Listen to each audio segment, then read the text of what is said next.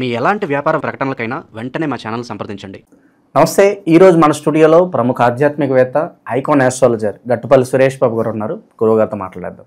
నమస్కారం గురుగారు. జై శ్రీమన్నారాయణ. సో సెప్టెంబర్ మాసం మిథున రాశి వారి పరిస్థితి ఏ విధంగా ఉండబోతుంది? చంద్రగ్రహణం కూడా ఈ నెలలో ఉంది. దీని తాలూకు ఇంపాక్ట్ కావచ్చు, ఓవరాల్గా ఈ నెల వీళ్ళకి ఎలా కలిసి రాబోతుంది, ఎలాంటి జాగ్రత్తలు తీసుకురావాలి? సెప్టెంబర్ మాసం ముఖ్యంగా ముందుగా ప్రేక్షకులందరికీ కూడా ఒక చిన్న గమనిక ఏంటంటే, నా తరపు నుంచి ఎవరిదైనా పుట్టినరోజులున్నా సెప్టెంబర్ మాసం మొత్తంలో ఎవరైనా పుట్టినరోజులున్నా పెళ్లి రోజులున్నా వాళ్ళందరికీ కూడా నా శుభాకాంక్షలు.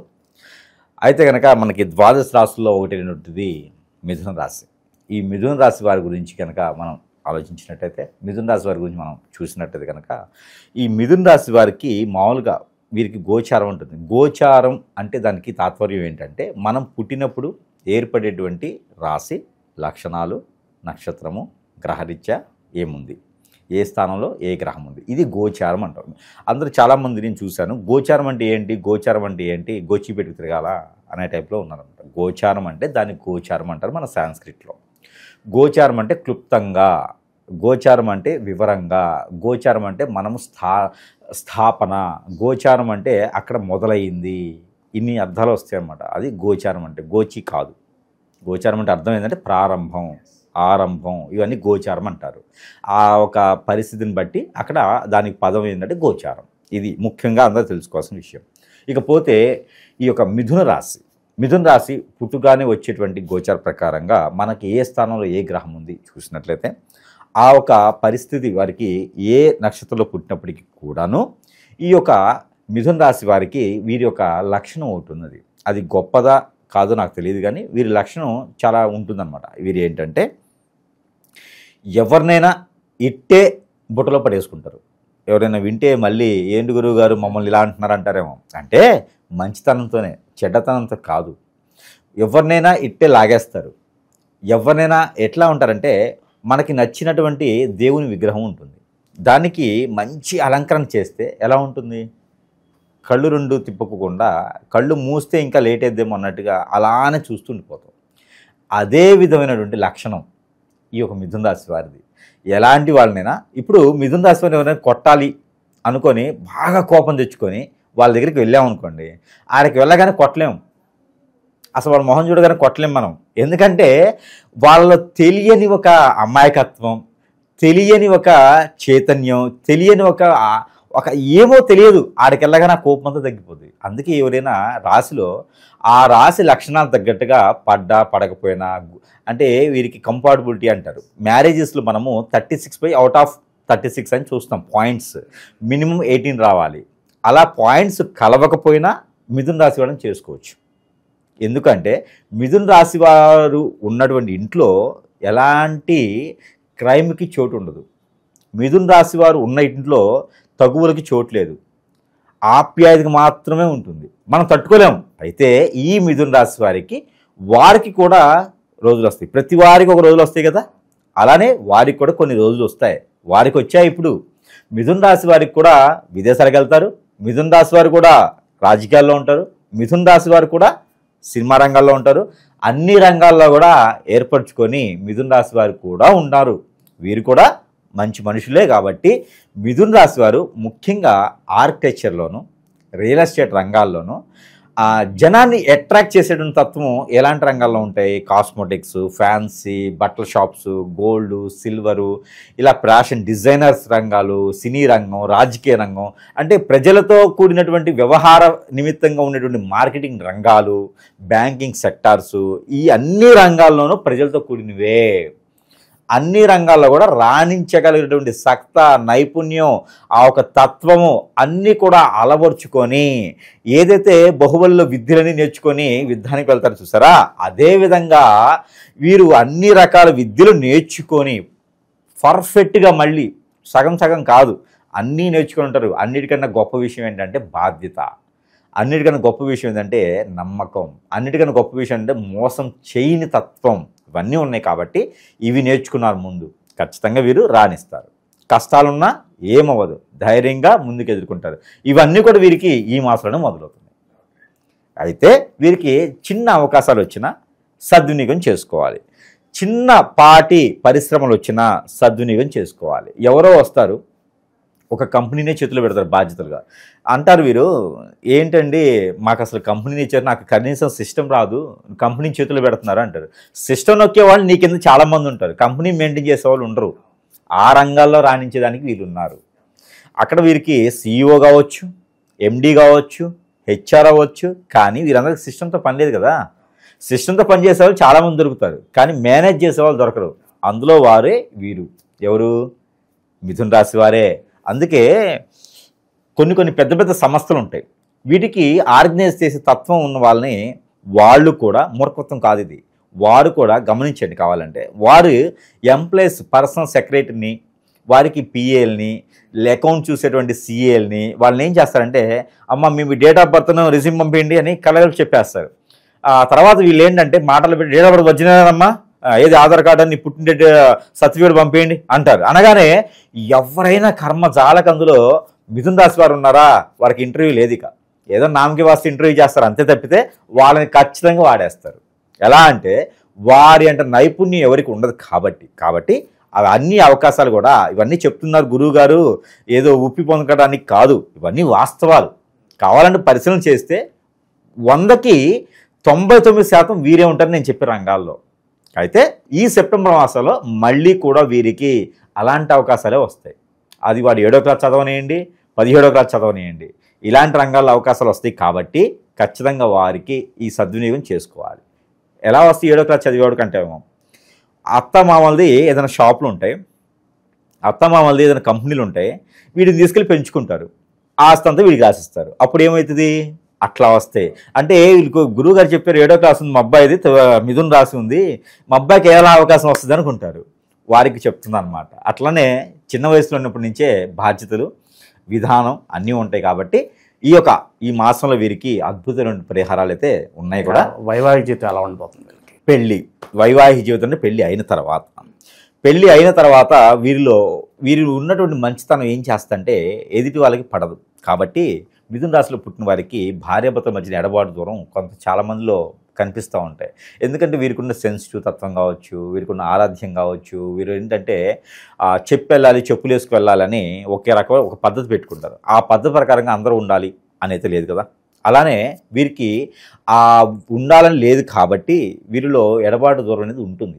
కానీ వారికి కూడా సందర్భంగా ఏంటంటే మూడో వ్యక్తి లేకుండా మనం ఒక అడుగు తగ్గినా పర్వాలేదు అనుకున్న వారు ఎవరైనా ఉంటే కనుక అన్నీ తగ్గించుకొని వెళ్ళేసి భార్య అయినా భర్త అయినా ఇంకా రా నిన్నేమనను, నీకు నచ్చినట్టు చేసుకో అని చెప్తే ముందు వీరి దగ్గరికి వచ్చేదానికైతే ఖచ్చితంగా అవకాశాలు మెండుగా ఉన్నాయి. కర్త జీవితంలో కోర్టు దాకా వెళ్ళేటువంటి సదుపాయాలు వీళ్ళు పెట్టుకోవద్దు. అక్కడ దాకా వెళ్తే ఖచ్చితంగా విడాకులే అవుతాయి. అందుకని పెద్ద మనుషులను పిలుచుకుని కూర్చోబెట్టుకుని మాట్లాడుకుంటే కనుక సానుకూలంగా అయ్యేటువంటి పరిస్థితులు అయితే ఏర్పడుతుంది. నిరుద్యోగులు, వ్యాపారస్తులు వీళ్ళ పరిస్థితి ఎలా ఉండబోతుంది? వ్యాపారస్తులు అయితే కొనసాగించవచ్చు, కొత్త వ్యాపారాలు అయితే పెట్టకూడదు. 3 మాసాల వరకు నవంబర్ 23వ తారీఖు దాకా కొత్త వ్యాపారం పెట్టడానికి మిథున రాశి వారికి అంత అనుకూలంగా లేదు. వ్యాపారం ఆల్రెడీ చేస్తున్నటువంటి వ్యాపారాలు అయితే కొనసాగించవచ్చు. పార్ట్నర్షిప్ వ్యాపారాలు అంతగా కలిసి వచ్చేలైతే లేవు. ఇకపోతే విద్యార్థులకైతే మంచి రంగాల్లోనే ఉంటారు. వీరికి విద్యార్థులకు కనుక ఎడ్యుకేషన్ అయిపోయి ఉంటే కనుక వారికి ఇంటర్న్షిప్లో కావచ్చు, స్కాలర్షిప్లో కావచ్చు ఏదైనా మంచి సానుకూలమైనటువంటి పరిస్థితులు ఏర్పడుతూ ఉన్నాయి.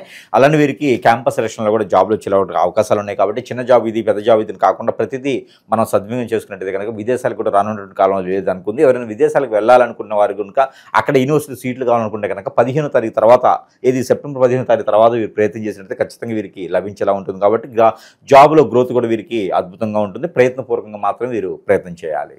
స్థానచలనం కలిసి వస్తుందంటారా? లైక్ ఒక కంపెనీలో ఉంటారు, వేరే కంపెనీ మారాలా వద్దని డౌట్లో ఉంటారు, అలాంటి వాళ్ళకి ఏమని చెప్తారు? ఖచ్చితంగా 22వ తారీఖు తర్వాత వీరికి కంపెనీలు మారేటువంటి అవకాశం, నోటీస్ పీరియడ్ కూడా చాలా మంది కనిపిస్తున్నారు నాకు మిథున రాశి వాళ్ళందరికీ కూడా దిగులు పడాల్సిన అవసరం లేదు, బాధ చెందాల్సిన పని అయితే లేదు. వారందరికీ కూడా మంచి సానుకూలమైనటువంటి అవకాశాలు అయితే మెండుగా కనిపిస్తూ ఉన్నాయి. అందులోనూ ఈ మాసంలో అయితే వీరికి అద్భుతమైనటువంటి అవకాశాలు ఉన్నాయి. 7వ తారీఖు నుంచి 22వ తారీఖు లోపు వీరికి మంచి సానుకూలమైనటువంటి సదుపాయాలు, అవకాశాలు వీరికి మెండుగా ఉన్నాయి. కాబట్టి ప్రతిదీ కూడా అందిపుచ్చుకునే జాబులను వీరికి ముందుకు వెళ్ళేలాగా ఉంటుంది. కాబట్టి చాలా అద్భుతంగా ఉంది. రియల్ ఎస్టేట్ రంగాల వారికి కూడా చాలా అద్భుతంగా ఉందని చెప్పొచ్చు. మ్యూజిక్ డైరెక్టర్లు ఎవరైనా ఉంటే వారికి కూడా కొంచెం బాగుందని చెప్పొచ్చు. ఇకపోతే ఆరోగ్య సమస్యలు అయితే వీరికి హార్ట్కి సంబంధించి, లివర్కి సంబంధించి, అలానే బాడీలో అవయవాలు ఏవైతే ఉంటాయో వాటి లివరు, కిడ్నీస్ సంబంధించినటువంటి కొంచెం హార్మోన్ ఇంబ్యాలెన్స్ వచ్చేటువంటి అవకాశాలు మెండుకు కనిపిస్తున్నాయి. కాబట్టి కొంచెం ప్రికాషన్స్ తీసుకొని కొంచెం నొప్పి కొంచెం రాగానే హాస్పిటల్కి వెళ్ళి చూపించుకోవడం లాంటివి చేస్తే కనుక ఆ గండాల నుంచి బయటపడేటువంటి అదృష్టం అవకాశం కూడా మెండుగానే వీరికి కనిపిస్తూ ఉంది. గురుగారు, గ్రహస్థితి బట్టి పలానా రాశి వారికి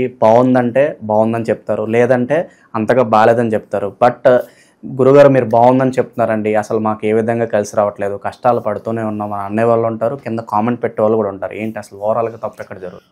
ఒక రాశిలో గ్రహాలు 9 గ్రహాలు ఏవైతే ఉన్నాయో, ఛాయాగ్రహ 11 గ్రహాలు ఏవి ఉన్నాయో వాటి ఒక స్థితిగతులు, వాటి ఒక పర్యవేక్షణ, అవి స్థాన చలన మారే తత్వం, ఇవి రకాలుగా చూసిన తర్వాతనే ఆ రాశికి ఎలా ఉంటుంది, వాటి ఒక పరిహారాలు ఏంటి, వాటి ప్రతిబింబం ఏంటి, అవి ఎలా నడుస్తాయి అని చెప్పేసి అనలైజ్ చేసిన తర్వాతనే మనం ప్రజల వద్దకు వచ్చి చెప్పడం జరుగుతూ ఉంది.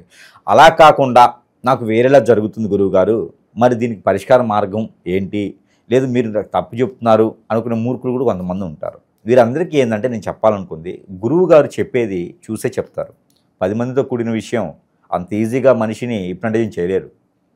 వాళ్ళని మోటివేట్ చేస్తే వీళ్ళకి ఏం డబ్బులు రావు. కాకపోతే ఉన్నది ఉన్నట్టే చెప్తారు. కాకపోతే అలా నా జీవితంలో జరగట్లేదు అనుకుంటే వారికి గ్రహరీత్యా కాకుండా, జాతకరీత్యా కాకుండా శత్రు భయమో, శత్రుపేడో, లేకపోతే ఎవరో తెలియనటువంటి వ్యక్తులో, తెలిసినటువంటి వ్యక్తులో, ఎఫ్ఐఆర్ పెట్టినటువంటి అమ్మాయో అబ్బాయో వారి పైన ఏదైనా చెడు ప్రయోగం చేయించవచ్చు. దానివలన వారు అష్టదిబ్బంలోకి వెళ్ళిపోవటం జాతక ప్రకారంగా పోతుంది. అప్పుడు జాతక ప్రకారంగా అవ్వదు. ఇప్పుడు జాతక ప్రకారంగా ఈరోజు మీకు సన్మానం చాలా ఉంటుంది. పొద్దున్న లేవడంతో కళ్ళు తిరుగుతాయి, కడుపు నొప్పి వస్తుంది, జ్వరం వచ్చిద్ది, వాంతులు విరోచనాలు అవుతాయి. దానికి గ్రహం ఏం చేస్తుంది? దాని పంతులు గారు గురువు గారు ఏం చేయలేరు కదా. అది నీ కర్మ. కర్మ అంటే ఏంటి అంటే మనం చేసుకునేటువంటి క్రియల్లో కొంత ఉంటుంది, ఎదుటివారు మనల్ని ఎదిగే దానికి ఓర్చుకోలేక చేసేటువంటిది కొంత ఉంటుంది. అలా ఏదైనా నీ మీద చెడు ప్రయోగం జరిగిందేమో, దానివల్లనే గురువుగారు చెప్పింది జరగట్లేదు నీ లైఫ్లో. కాబట్టి ఎక్కడైనా సమీప దూరంలో గురువులు ఉన్నా, లేదా నాలాంటి గురువుల దగ్గరికైనా వాళ్ళు సందర్శిస్తే ఖచ్చితంగా వారికి మంచి పరిహారాలు అయితే ఇవ్వడం జరుగుతుంది. కాబట్టి ప్రతి ఒక్కరూ మంచిగా ఉండాలని లేదు, ప్రతి ఒక్కరికి నేను చెప్పింది జరగాలని లేదు. ఎందుకంటే జరగలేదు అంటే ఖచ్చితంగా వాళ్ళు ఏదో నెగిటివ్ ఉందని అర్థం. కాబట్టి వారు ఎక్కడైనా చూపించుకుంటే దాని ప్రకారంగా పరిహార మార్గాలు అయితే వారికి ఖచ్చితంగా లభిస్తాయి. ఓకే, ఇక విశేషంగా ఎలాంటి పరిహారాలు చేసుకుంటే బాగుంటుందంటారు ఈ రాశి వాళ్ళు? ఈ రాశి వారికి ఎవరికైతే ఉందో వీరికి మనం చెప్పినట్టుగానే మనకి వస్తువులు ఏవైతే ఉన్నాయో ఇవి దేవునితో సమానంగా దేవుని వద్ద ఉంచేసి ఆ ఒక దేవునితో మంత్రోచ్చారణ చేసి వారి సమస్యకి పరిష్కార మార్గం చూపేందుకు మనం చెప్పినటువంటి వస్తువులు ఏవైతే ఉన్నాయో మంత్రోచ్చారణ చేసినాయి. కాబట్టి అవి మనం ఒక్కొక్కటిగా ఈరోజు చూసేదానికైతే చూద్దాము. అయితే మొదటిగా మనకేంటంటే కనుక ఇది సెంట్ బాటిల్. ఈ సెంట్ బాటిల్ ఎవరికైనా జాబ్ ప్రాబ్లం ఉంది, ఉద్యోగ సమస్యలు ఉన్నాయి, ముందుకు వెళ్ళలేకపోతున్నాను, ఏదైనా బిజినెస్ పెట్టుకోలేకపోతున్నాను అనుకున్న వారికి, ఏదైనా నన్ను పెట్టి పీడిస్తుందండి, ఏదో నిద్ర పట్టట్లేదు, నేను బయటికి వెళ్తే ఏ పని అవ్వట్లేదు అనుకున్న వారికి సెంటు అద్భుతంగా పనిచేస్తుంది. సరసమైన ధరలను వారికి వారి వద్దకు మనం చేరుస్తున్నాం. కాబట్టి ఈ సెంటుతో పాటు మన దగ్గర చాలా ఉన్నాయి. ఇంకను ఈ సెంట్ ఒకటి మంత్రోచ్చారణ చేసి పంపిస్తాం. మరొకటి వచ్చేసి కియామాల. కరంగిలి కాదండి, ఇది కియా. ఇది వచ్చేసి మనకి కియామాల అంటారు. ఈ కియామాల కూడా అద్భుతమైన ప్రతిఫలాలు, నరదిష్టి, నరఘోష, శత్రుభయం, ఆర్థిక సమస్యలు అన్నీ కూడా తీర్చేందుకు ఇది మనం కేవలం మంత్రోచ్చారణ చేసి పంపిస్తాం. పవిత్రంగా ఏం ఉండే అవసరం లేదు. ఇలా ఉండాలా, నియమాలు ఉండాలా, తినకూడదా అలా ఏం లేదు. నైట్ పూట తీసేసి పడుకుంటే, హ్యాంగింగ్ చేసి పడుకుంటే సరిపోతుంది. పూజ మందిరంలో పెట్టుకోవచ్చు. కొన్ని రోజులు ఆడవాళ్ళు, పిల్లలు, పెద్దలు అందరూ కూడా ధరించేటువంటిది కియామాల. సరసమైన ధరలో మంత్రోచ్చారణ చేసి మరి వారి సమస్య మార్గానికి చూపించడానికి ఉంటుంది. ఇకపోతే వాస్తు ప్రకారంగా కూడా మనకి బాడీలో అంతా బాగుందంటే సరిపోదు, వాస్తు ప్రకారం కూడా సరిగా ఉండాలి. ఒకవేళ ఇంట్లో ఏదైనా చెడు నెగిటివ్ ఇట్లా ఏమైనా ఉన్నాయా, గుర్రం నాడ, ఇది గుర్రపు నాడ, ఇది మంత్రోచ్చారణ చేసి, ఇది మనకి గుర్రపు నాడ మంత్రోచ్చారణ చేసేసి ఇవ్వడం అనేది జరుగుతూ ఉందన్నమాట. ఈ గుర్రం నాడాలో ఉన్నటువంటి క్రియ ప్రక్రియలు చాలా ఉన్నాయి. దీని మంత్రం 3 రోజులు పడుతుందండి. 1,25,000 సార్లు దీని మంత్రం చేయాలి. ఎందుకంటే భూమిలో ఉన్నటువంటి నెగిటివిటీ అంతా కూడా వెళ్ళిపోయేలా ఉంటుంది. కాబట్టి ఇది గుర్రం నాడ ఇంట్లో పెట్టుకుంటే అన్ని రకాల అశుభాలు కూడా తొలగిపోతాయి. చెడు కళలు, చెడు దీవెనలు, మనిషి తిరిగినట్టు ఉంటాం, ఆత్మ తిరిగినట్లు ఉంటాం, నిద్ర పట్టట్లేదు, ఆందోళన, చికాకు, ఇంటికి వెళ్ళాలని పీయట్లేదు, అన్నీ తగ్గిపోతాయి గుర్రం నాడ పెట్టుకుంటే చాలు. ఇది చాలా ప్రసిద్ధి చెందింది, ప్రత్యేకమైనది, పాత గుర్రాల నుంచి తీసినటువంటి నాడ అనమాట. ఇది చాలా ప్రత్యేకత మన దగ్గర. ఇకపోతే ఇంకోటి ఉంది. వాస్తు ప్రకారంగా మనము 12 రకాల క్రియలు, చెట్టు క్రియలు తీసుకొని, ఆ చెట్టు క్రియలు చెప్పాలన్నా మనకు సమయం లేదు, లేకపోతే ప్రతి ఒక్కటి నేను చెప్తా. ఆ చెట్టు క్రియలు తీసుకొని మనం ఒక ముడుపులా తయారు చేస్తున్నాం.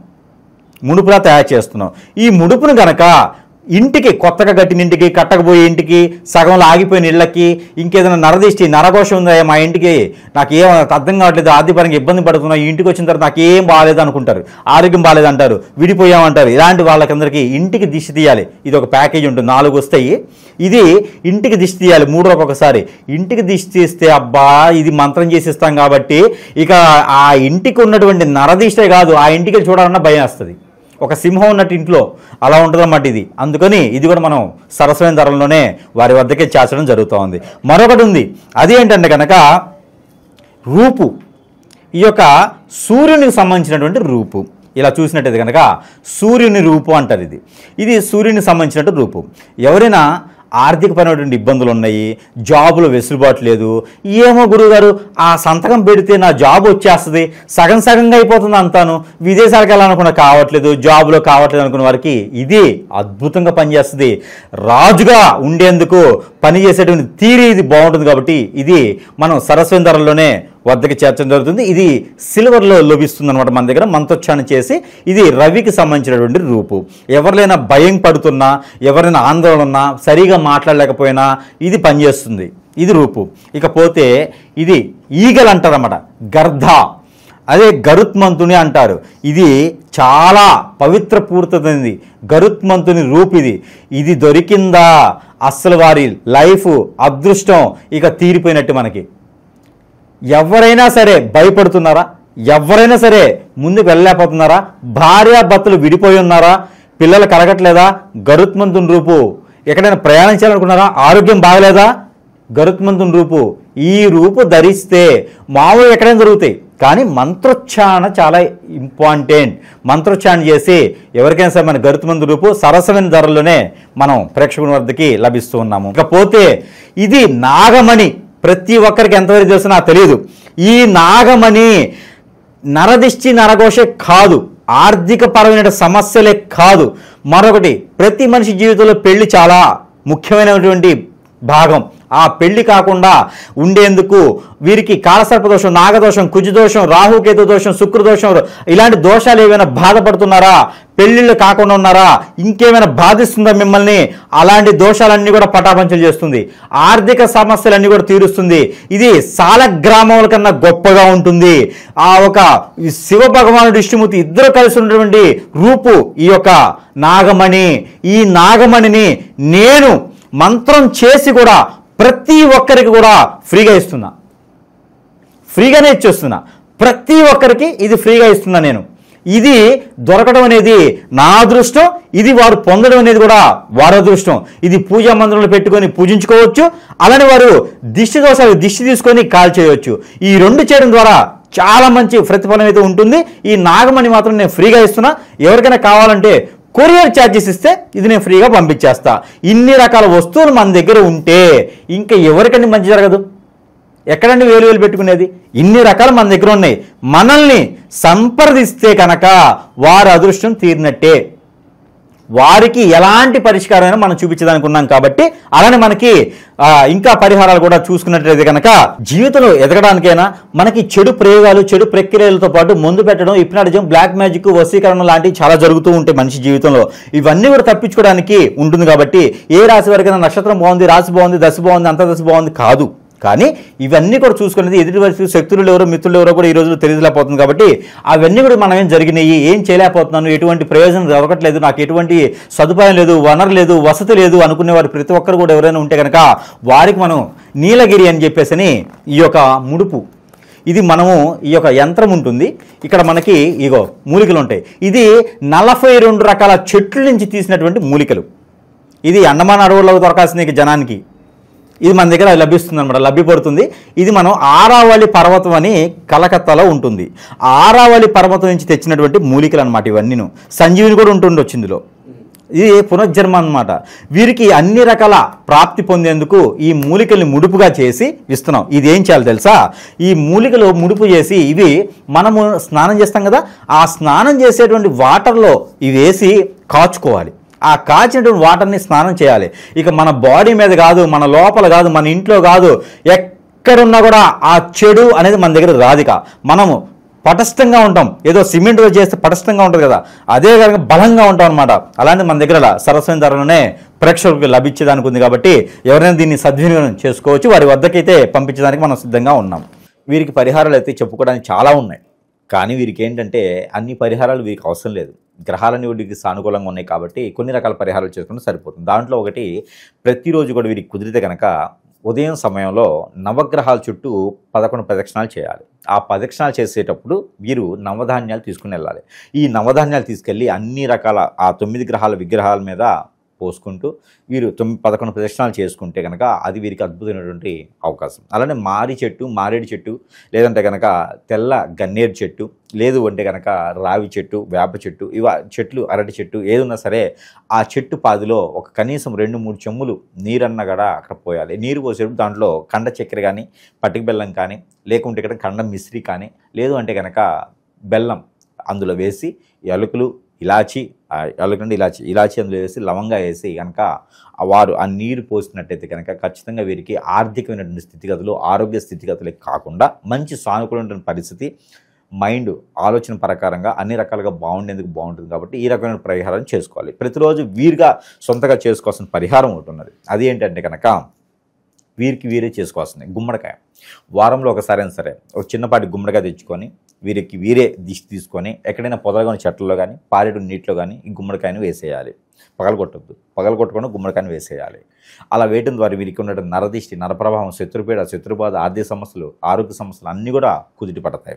అలానే వీరికి కలిసి వచ్చేటువంటి కలర్ వైట్ అండ్ బ్లాక్ రెండు కూడా వీరికి అద్భుతం కలిసి వస్తాయి. అందులో రెడ్ కూడా వీరికి ఈ మాసంలో అద్భుతం కలిసి వస్తుందని చెప్పొచ్చు. ఇకపోతే నెంబరు 6, 9 నెంబర్ వీరికి అద్భుతంగా కలిసి వస్తుంది. ఇకపోతే వీరికి రోజు బుధవారం, శనివారం అద్భుతంగా వీరికి కలిసి వస్తుంది. కాబట్టి ఆదివారం కూడా వీరికి సెకండ్ ఆప్షన్గా పెట్టుకోవచ్చు. ఇకపోతే నవగ్రహాలు, గ్రహాలు సానుకూలంగా ఉండేందుకు ప్రతిరోజు పారాయణ చేసినటువంటి నెంబర్, ఈ మిథున రాశి వారు ప్రతిరోజు పారాయణ చేస్తున్న నెంబర్ 5969 259 ఈ నెంబర్ని పారాయణం చేసుకున్నట్టయితే కనుక 190 అంటే 190 సార్లు వీరు ప్రతిరోజు కూడా పారాయణం చేయాలి. ఇవి చేస్తూ జీవితాన్ని ఎలాగా సుఖంగా గడపాలి అనేది వీరు గుణపాఠంగా కాదు పాఠంగా నేర్చుకొని ఎదుటి వారికి కూడా వారు అనుభవాన్ని పెట్టుకోవచ్చు. కానీ సుఖంగా జీవితాన్ని కొనసాగించవచ్చు.